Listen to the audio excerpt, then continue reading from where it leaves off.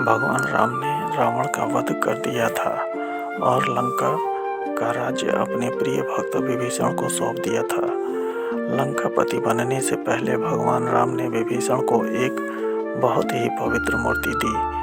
यह मूर्ति भगवान विष्णु के स्वरूप भगवान रंगनाथ की थी। भगवान राम ने मुस्कुराकर कहा, विभीषण, यह मूर्ति बहुत ही दिव्य है। ध्यान रखना, इसे जिस जगह रखोगे वहीं सदा के लिए स्थापित हो जाएगी।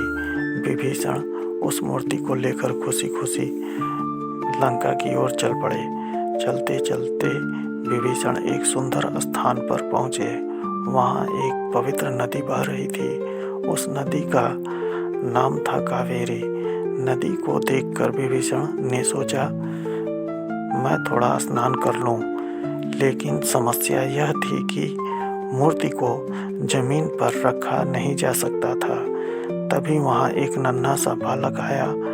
उसके चेहरे पर बड़ी मासूम मुस्कान थी। विभीषण ने उससे कहा, पुत्र, क्या तुम थोड़ी देर यह मूर्ति पकड़ सकते हो? बस इसे जमीन पर मत रखना। बालक ने सिर हिलाकर कहा, ठीक है महानुभाव। जैसे ही विभीषण नदी में स्नान करने गए, वह बालक थोड़ी देर खड़ा रहा, फिर बोला, ओह, यह तो मूर्ति बहुत भारी है। और उसने मूर्ति जमीन पर रख दी। जब विभीषण वापस आए तो उन्होंने देखा कि मूर्ति तो जमीन पर रखी है। उन्होंने बहुत कोशिश की, लेकिन मूर्ति हिली तक नहीं।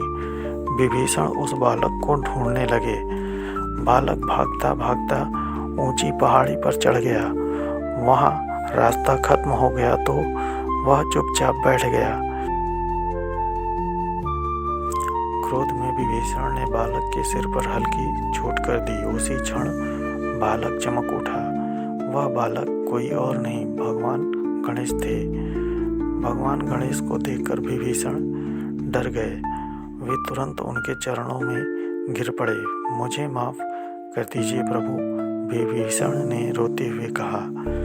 भगवान गणेश मुस्कुराते हुए बोले, डरो मत विभीषण, यही ईश्वर की इच्छा थी। यह स्थान पवित्र बनेगा और लोग यहाँ आकर मुझे पूजेंगे। विभीषण ने भगवान गणेश को प्रणाम किया और लंका की ओर चले गए। तभी से भगवान गणेश उस ऊंची पहाड़ी पर विराजमान है। इसलिए उन्हें ऊंची पिल्ल यार कहा जाता है कि आज भी उनकी मूर्ति के सिर पर उस चोट का छोटा सा निशान देखा जा सकता है। यह कथा सिखाती है कि क्रोध करने से पहले सच्चाई जाननी चाहिए।